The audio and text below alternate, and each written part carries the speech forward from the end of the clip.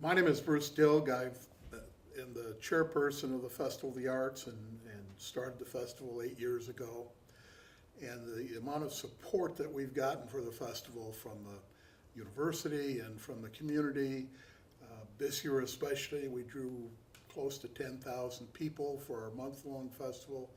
It's just been enormous, and we really appreciate it because it's a lot of work to put on and costs a lot of money to put on, so the support we get is just terrific. The original Festival of the Arts was started by Dr. Dotchoff, who headed our music department here at Ferris many years ago in the early 80s.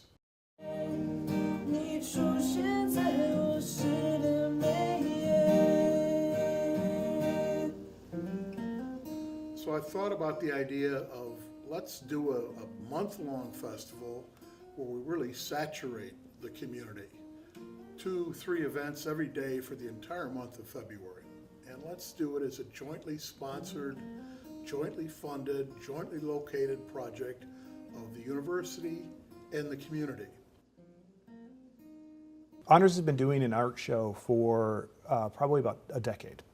And I've only been here 2 years, so it pre-existed me. When I first arrived, I looked at the Festival of the Arts that happens about the same time of year, and I thought we really got to hook these up. We've got to be a part of this together.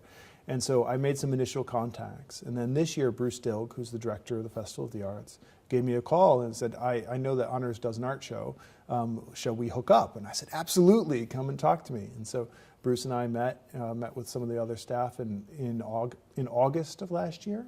And we started making arrangements to have the opening of the Festival of the Arts coincide with the Honors art show, so that we would have one event. And so we do this art show annually where students can express themselves and show off what they do in creative ways in order to be well-rounded citizens ready for a global society. We were talking about the artist Banksy in New York and London, and how his art just sort of showed up all over the place. It was never invited, he was never exhibited, but his art just showed up in the least likely of places. And what less likely a place than Big Rapids to have a month-long arts festival. So when we're talking about unexpected art and unexpected places, especially in Big Rapids, we have downtown businesses that have offered to give their space for events. So who would think that there would be an artistic event at some place like the Blue Cow, or even at City Hall, or having an instrument petting zoo at Quinn's Music. Let's have a guitar player riding the Zamboni at a hockey game.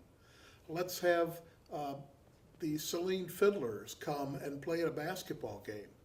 Let's do Shakespeare in the lobby of the optometry building. Let's mix grade school, high school, college, and adults all together to take and create some architecture with Legos. What is art? How do you define what art is? It's different for everybody. We all have our preconceived notion of what art is. And I think this festival showed us that art doesn't necessarily have to be some very codified way of presenting something. Art can be something as simple as the written word or a brushstroke. It doesn't have to be something that's overly studied, and it's something that should inspire creativity.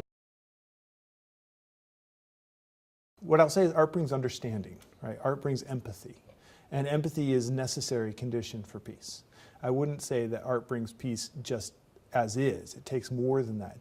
Peace takes a hell of a lot of work, but without art and empathy, it would never be possible.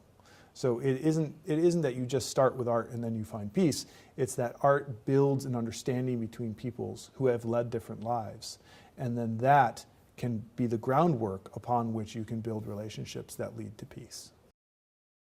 And it's been fascinating to me to think about the terrible things that are going on in the world with ISIS right now, and the beheading of people and their attempt at a cause. And the reason I bring that up is it relates to this concept of art brings peace.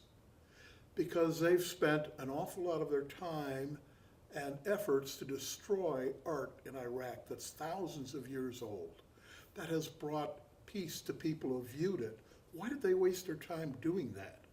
Were they concerned that if it continued to exist, it would continue to bring peace to the world?